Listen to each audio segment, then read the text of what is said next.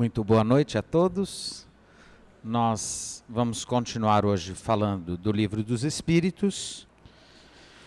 Nós estamos falando de lei de justiça, amor e caridade. São 3 itens numa mesma lei.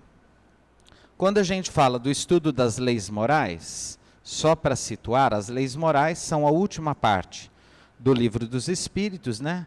É uma parte importante, tem várias leis, né? Que são desenvolvidas posteriormente lá no Evangelho segundo o Espiritismo, depois que a parte ética moral do Evangelho, que Kardec vai aprofundar lá no Evangelho segundo o Espiritismo. Nós já estudamos várias delas e agora nós estamos no capítulo 11, Lei de Justiça, Amor e Caridade. A outra que a gente estudou, a gente começou ano passado, gastamos praticamente esse ano todo, que foi a Lei de Liberdade, e no final estudamos uma dissertação de Allan Kardec, que é o móvel das ações humanas, né? A liberdade como resumo teórico do móvel das ações humanas. O item 1 desse capítulo é justiça e direito natural. O que é justo, o que não é justo. Se a gente soubesse com precisão o que é justo e o que não é justo, a gente não precisaria nem de juiz, nem de promotor, nem de advogado, e nem de tribunal do júri, nem de jurados. Por que que a gente precisa de um monte de leis, de um monte de gente que faz as leis, de um monte de gente que aplica as leis, de um monte de gente que fiscaliza a aplicação das leis, e de um monte de gente que pede, roga que as leis sejam aplicadas, justamente porque essa noção, ela é muito, às vezes, ambígua. Não dá para a gente pensar numa justiça que seja perfeita. A gente tenta chegar no melhor possível, inclusive com... né? Às vezes, até quando a gente fala de justiça, não é só lá do Tribunal de Justiça, é do dia a dia. A gente tenta ser justo com funcionários, se a gente tem funcionários. A gente tenta ser justo, o marido com a mulher com o marido, o namorado com a namorada, né? Com os filhos. Esses dias eu vi um vídeo interessante de um senhorzinho que estava numa missa com a esposa, eles estavam comemorando 70 anos de casados, eles tinham 92 ou 93 anos. E aí o padre perguntou qual era o segredo de um casamento durar 70 anos. Ele falou, é simples. Quando eu vejo que eu estou errado, eu assumo que eu estou errado. E quando eu vejo que eu estou certo, eu também assumo que eu estou errado. Olha que interessante. Aí dura 70 anos. Porque não tem discussão, ninguém briga. Quando eu estou certo, eu assumo que eu estou errado. Quando eu estou errado, eu também assumo que eu estou errado. Aí não... Então, assim, ser justo com os filhos não é muito difícil. É muito difícil.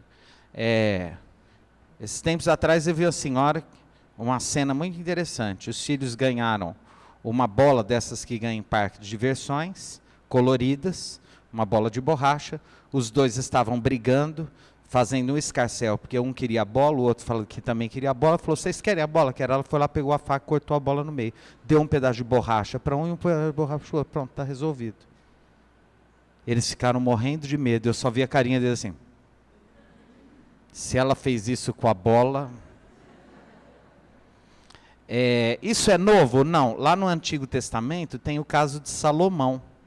O rei Salomão era considerado um rei justo. Ele ficou historicamente conhecido como aquele rei que procurava, de alguma forma, fazer justiça, né? Tem o célebre caso das 2 mães que estavam brigando, né, por uma criança, alegando que eram mães, elas não chegavam a um acordo, ele pegou e falou, bom, como eu não vou saber quem é a mãe, quem não é a mãe, é simples, chamou lá os prepostos, os lacaios dele, e disse assim, bom, corte a criança ao meio. A hora que foram cortar a criança ao meio, uma delas falou, não, pode entregar para outra. Não vá fazer isso com a criança. E aí ele falou, essa é a mãe. Entregue para ela.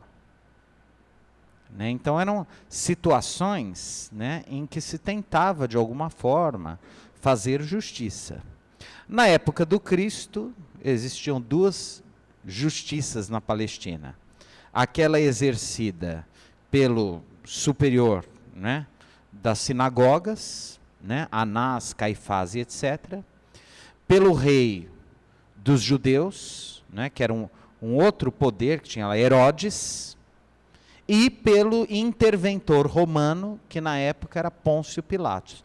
Então existiam três dimensões da justiça: uma religiosa, né, dos judeus, na sinagoga, dos doutores da lei; existia uma política, né, dentro da Judéia, Herodes era o rei da Judéia; e existia uma outra que era do interventor romano, que cobrava impostos, etc. Jesus foi há vários trabalhos, eu nunca li não, mas eu sei que existem vários trabalhos de estudiosos do direito que analisam do ponto de vista jurídico as falhas do processo de julgamento de Jesus Cristo. Olha que interessante, as questões jurídicas mesmo, né? Quem tinha legitimidade para julgar ou não, porque na verdade ele foi condenado por um tribunal religioso, mas a uma pena que era típica dos romanos e não dos palestinos, que era a crucificação. Então a pena tinha como referência a cultura latina, romana, mas o julgamento foi um julgamento religioso. Então há falhas, há vícios no processo de tentativa de se fazer justiça ali no caso de Jesus. Como a gente está falando de tentativa de se fazer justiça, já dá para perceber que isso é um desafio. Fazer justiça é um desafio. Em geral, nós nunca sabemos exatamente se estamos ou não sendo justos. Nós nunca temos um acesso a uma verdade absoluta, porque a verdade, na nossa experiência, na nossa condição humana, ela é sempre muito relativa, muito estranha, muito duvidosa. Há até uma metáfora interessante, que a verdade era um grande espelho que se caiu, rompeu e se transformou em pequenos cacos. E aí cada um de nós, no caminho da existência, descobre ao longo da vida pequenos cacos. Aí quando a gente descobre, a gente acha que aquilo é a verdade, né? Porque, né? Só que não é, aquilo é um pedacinho, né? Um caco de verdade, né? Outros têm outras verdades, outras possibilidades. Ninguém tem a prevalência, o domínio da verdade. Eu me lembro até o nosso jornalzinho espírita, chama Verdade e Luz. Isso vem da tradição histórica, né, da doutrina espírita. Tem muito centro espírita, Centro Espírita Luz da Verdade, Centro Espírita Amor e Verdade, né? Tudo bem. Qual verdade? É a verdade absoluta? Não, é a nossa. O outro pode olhar para tudo isso que a gente faz e achar muito estranho, não achar verdadeiro isso, né? A gente olha para tudo isso que está aí, que é a doutrina espírita, e faz sentido para a gente. A gente estuda, vivencia, gosta. Nossa, que legal, isso faz sentido e me ajuda de alguma forma. E aí a gente abraça a causa, né? De vez em quando a gente abraça a casa também, né, para manter a casa, mas a gente abraça a causa, abraça, né, esse corpo teórico que, mas não tem como dizer que nós temos a verdade absoluta, porque cada experiência é uma experiência, cada um de nós vivencia a vida de um jeito, né? Por exemplo, nós somos capazes de dizer que esta rosa é vermelha, mas ninguém será capaz de dizer que o vermelho que cada um enxerga é o mesmo vermelho. Eu estou sendo claro ou não? Por quê? Porque isso é uma experiência fenomenológica. É uma experiência de mundo que passa por aquilo que eu sou e que não tem como eu dizer para o outro que é aquele jeito, que ele vai ver de um jeito diferente do que eu vejo, né? Como é, por exemplo, a vida de alguém que morou no sertão, por exemplo, que foi míope a vida inteira e que nunca ouviu falar de um objeto chamado óculos. Como será que ele vê o mundo? Ele vê o mundo, não vê?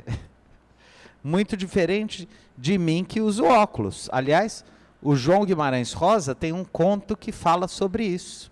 Se chama Manuelzão e Miguelim. O Miguelim é o Miguelzinho, né? O Miguelim. O Guimarães Rosa era médico, fez uma grande expedição pelo sertão. Um belo dia, ele resolve fazer uma avaliação da visão desse menino, que morava lá no sertão, lá no norte de Minas Gerais. Né? Ele tinha 8 para 9 anos. E aí ele descobre que o menino tem uma miopia assim, muito severa. E ele providencia um óculos. A hora que aquele menino põe o óculos, e ele conta isso. Né? É como, peraí, o mundo é desse jeito? Que coisa, né? Quer dizer, agora vamos imaginar que esse menino morresse lá aos 100 anos sem saber da existência de um objeto chamado óculos. Ele estaria num mundo cuja impressão, para ele, na experiência singular dele, seria muito diferente da nossa. E assim tudo. Né? A minha avó tinha uma expressão que eu gosto muito, que é assim, cada um com seu cada qual. E é verdade. Às vezes o que o outro sente, a gente não é capaz de sentir. Por isso que nós temos que ter muito respeito pela dor do outro. Ninguém pode desprezar a dor do outro. Nós ainda não temos uma ferramenta chamada dormetro, né? Não tem? Tem o cronômetro, não tem? Tem o hidrômetro, não existe o patômetro, né? Ferramenta para medir sentimento, né? Pathos do latim, aliás, do grego, é sentimento, é dor, pathos, daí vem a patologia, né? O sentir. Então nós ainda não temos um patômetro. Deixa eu explicar, porque senão o André falou de medidor de pato. Pathos do grego, né? Sofrimento, sentimento, sentir, né? Nós não temos um patômetro. Aquilo que para um, isso não é nada, para o outro pode ser uma dor profunda. Aquilo que para nós é desprezível, para o outro é muito importante, né? E a gente precisa aprender isso com o tempo. O que isso tem a ver com justiça? Tudo. Como assim? Porque a nossa noção de justiça, ela é muito tacanha, muito inferior, muito atrasada ainda. Nós temos uma noção de justiça muito matemática, né? Por exemplo, vamos imaginar se um sujeito tem lá uma roseira. Alguém vai e destrói a roseira dele do jardim, né? Ele pode pedir uma indenização? Pode. Provavelmente, a justiça vai considerar o valor de uma roseira, que em geral ele vai considerar que vale menos do que um estojo com joias de ouro legítimo, 18 quilates, etc. Só que de repente o estojo de joias não faz falta para ele.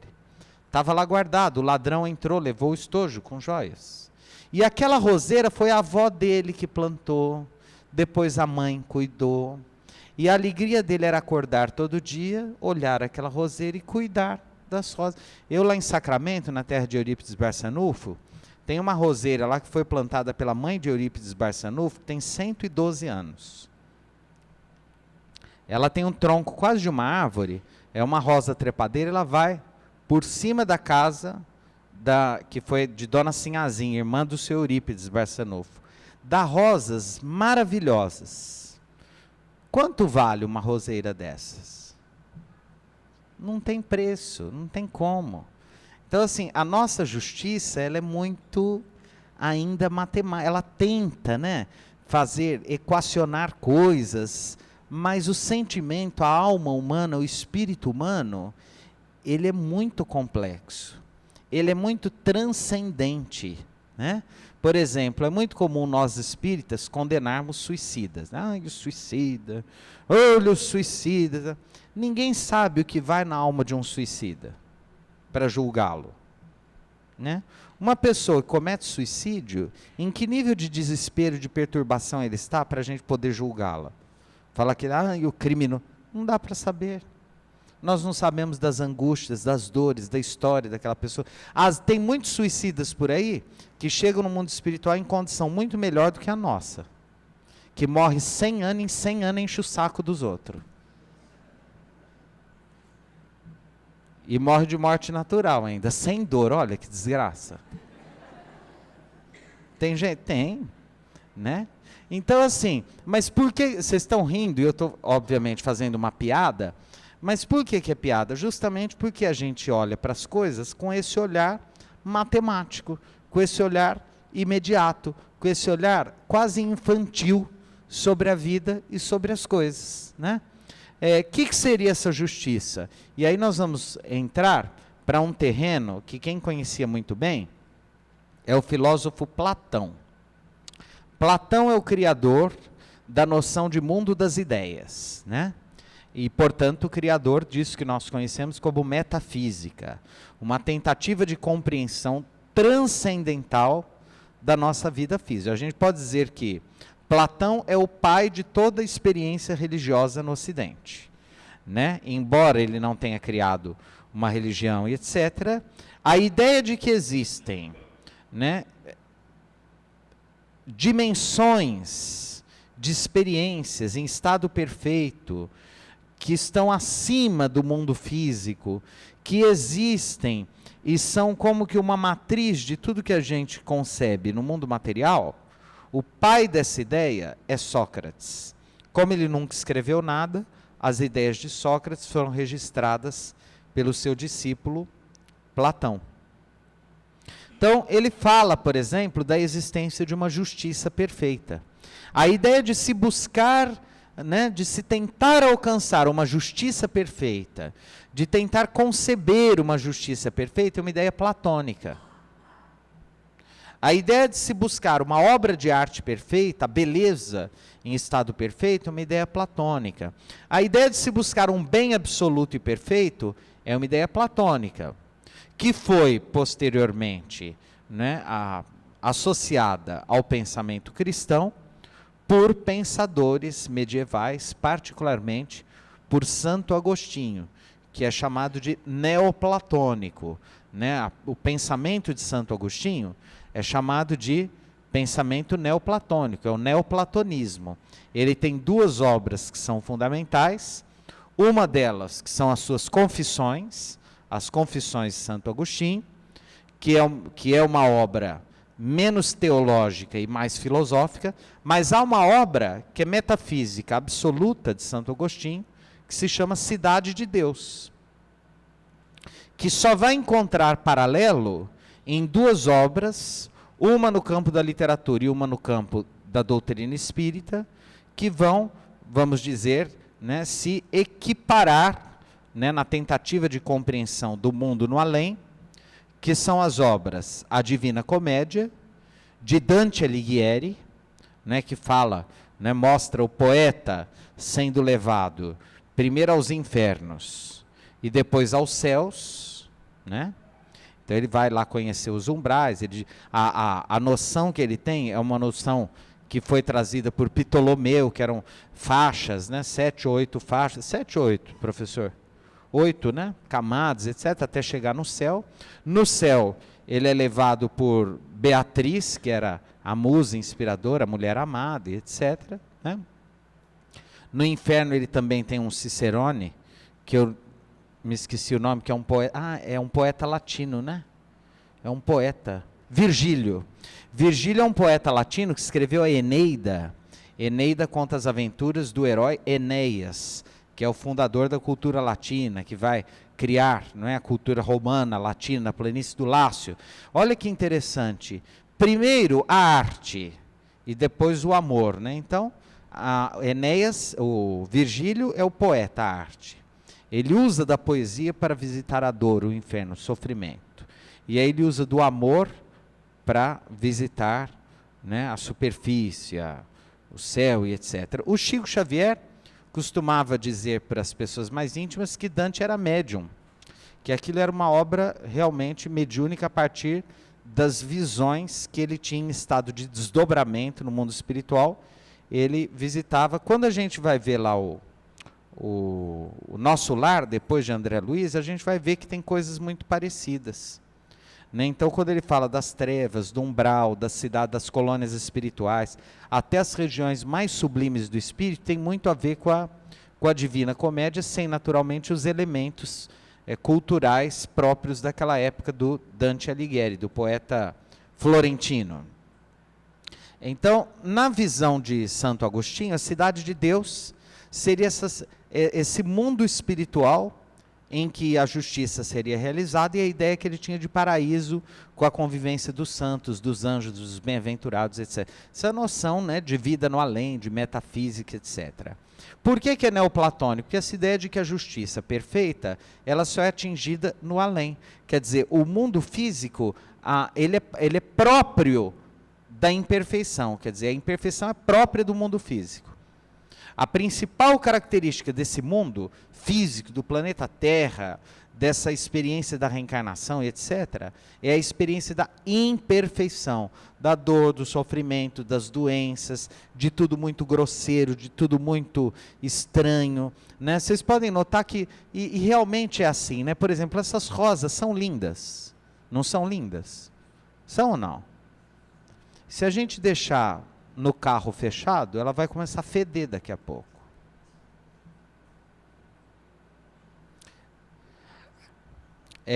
Os elefantes, eles têm o instinto de velar pelos seus mortos. Quando morre alguém lá na família lá do elefante, eles ficam do lado lá, quietinhos, tristinhos. Eles só se afastam quando começa a apodrecer, porque eles não dão conta de ficar ali em volta, começa a ser repugnante, então eles... Olha que coisa. As coisas mais bonitas fedem e apodrecem. Isso é do nosso mundo?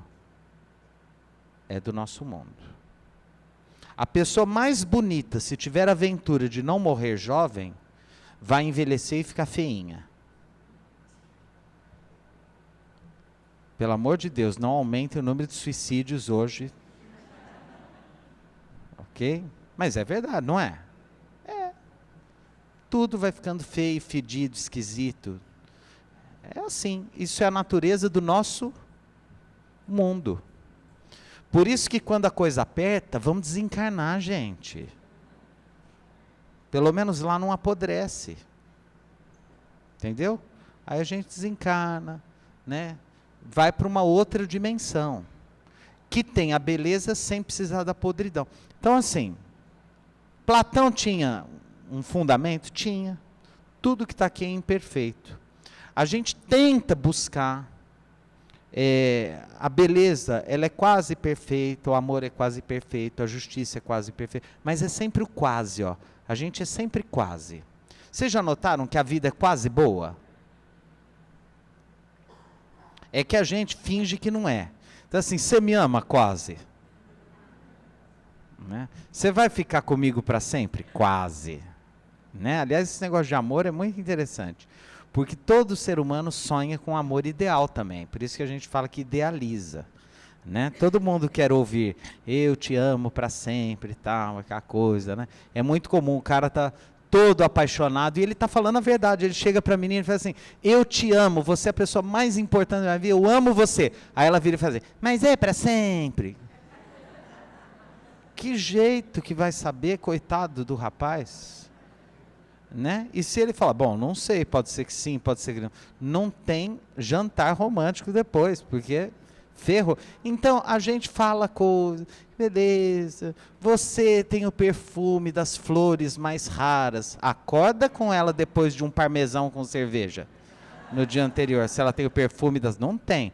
Mas a gente faz poesia, aquela coisa toda, para a vida ficar tolerável. Por isso que a gente toma banho, escova o dente, não fala tudo que tem vontade, passa um desodorantinho, enterra os mortos, porque não deixa apodrecer na sala.